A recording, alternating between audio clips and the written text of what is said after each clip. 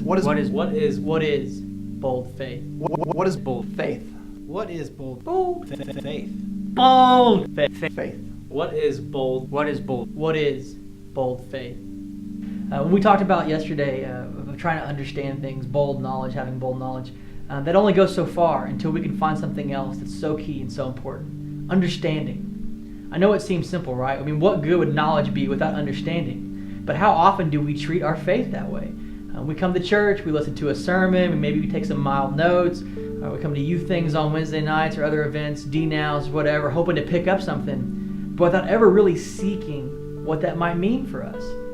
That's not faith. That's not the nature of faith, not the nature of following. To hear something, to sponge something in and never understand it, to never give cause or take the time or do the work to see what that might actually mean for us, that's not understanding. Today when we talk about faith, what we're really talking about is having the knowledge, but also finding the understanding. Something we have to realize about knowledge right off the bat is that it is useless without understanding.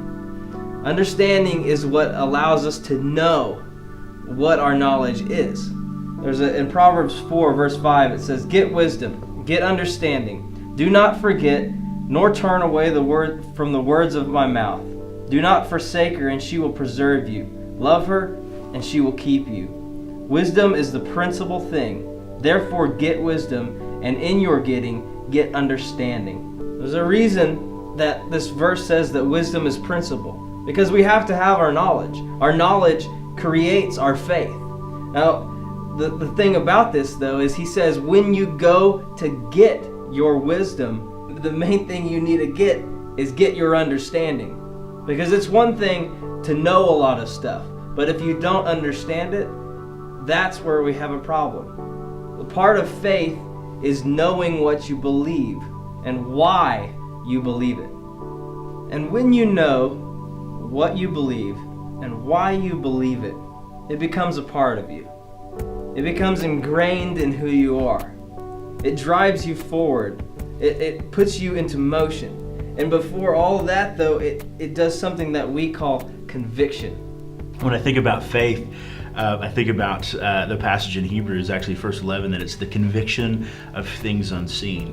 And the interesting thing about the word conviction is there's this idea of being, it's overpowering. It pushes us to do things that we wouldn't normally do.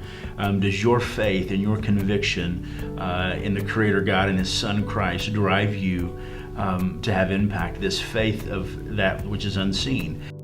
We don't have a physical person to look at. We have to trust in the person of who Jesus Christ, and in that trust and in that faith and in that conviction of the thing that is unseen, does that drive you and does that push you into having conversations in the way that you live your life and the way that you behave on a daily basis. That's my encouragement to you as you think about your faith this weekend, as you connect it to knowledge, and as you connect back to faith. Does it drive you? Does your conviction of who Christ is push you in every area and arena of your life to be different, to be cutting edge for the kingdom? If you're here this weekend, you're convicted about something. You're here and not somewhere else. I hope you understand that. I hope that you know by being here this weekend, something moved you to be here. Maybe you didn't realize it. Maybe you didn't even think about it until now. But today, when we talk about faith, I hope that you hear it as conviction, something that moves you, drives you, shapes you. I think sometimes maybe we've been taught this way, or maybe we've just kind of taken it this way. We find faith as some kind of belief system that we have to buy into, some kind of thing that we just kind of absorb or take into ourselves without really thinking about what it's going to mean for us. This is not some kind of club or identity thing that is just a part of us, but shapes who we are down to the very core, the very nature of who we are. And if we don't think of faith like that, then we don't understand the nature of it. It's not enough for you just to know Christ, but to know Him in His fullness. This afternoon, when you're challenged deeply, do not see faith as the thing that you store up, as the thing that you carry with you to go to church, like your Bible or like the prayers you have that are so intimate, so personal, without being public. One of the things that we should learn from reading the Old Testament stories is that though faith sometimes is intimate and personal, it's never private. It's always public. And that's because of conviction. If you hear these words, if you believe these words, be convicted. And when we say convicted, we mean to live outwardly.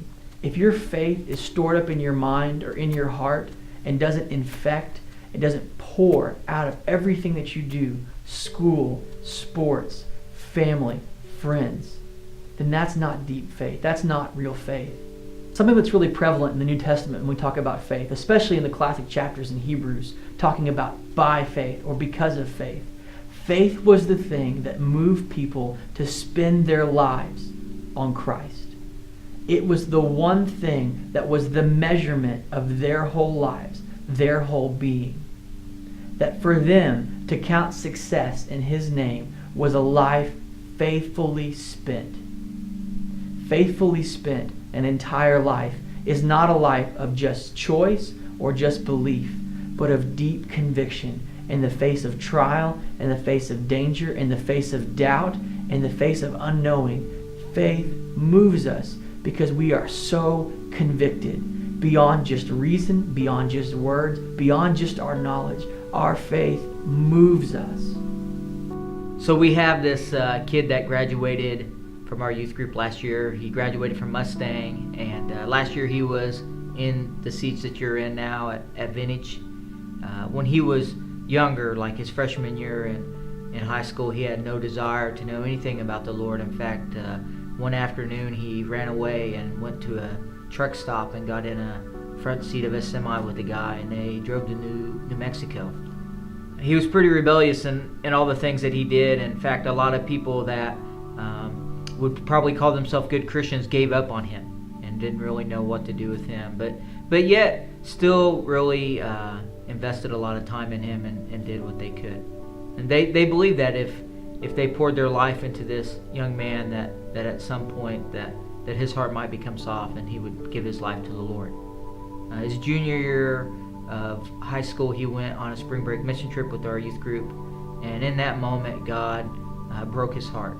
He gave his life to the Lord, and he started doing some really amazing things with working with the homeless here in Oklahoma City and meeting new people at school at lunchtime and sitting with them, looking for the people that had no friends and befriending them. He would bring anybody that he knew to church. It was really awesome. On Sunday mornings he would drive downtown and he would pick up people that lived on the street and bring them back for a church and then take them out for lunch afterwards. In fact, one Sunday he was able to even baptize one of these guys.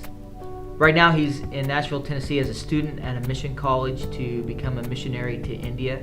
Over the last year he's been feeling led to go into mission work full time and didn't know where, and has been spending a lot of time fasting and praying and just asking God to show him what to do and where to go. And it's India. This summer he's going to spend 6 weeks in India learning Hindi and spending time with the people in northern India. And his life is just continuing to evolve. The reason that I share this story is that this is a student very much like many of you.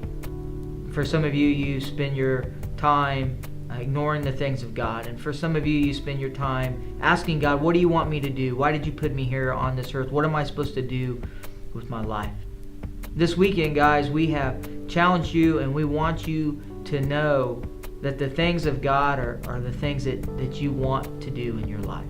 That God has a plan for you, and in that plan, it requires you to be bold. Maybe to be a missionary in India, or maybe to be a teacher in a high school, or maybe to be a coach of a little league team at some point, or just to be the type of person that reaches out to those that are around you and to love on them and show them the love of Christ. Whatever God might be calling you to do, in the middle of that requires boldness.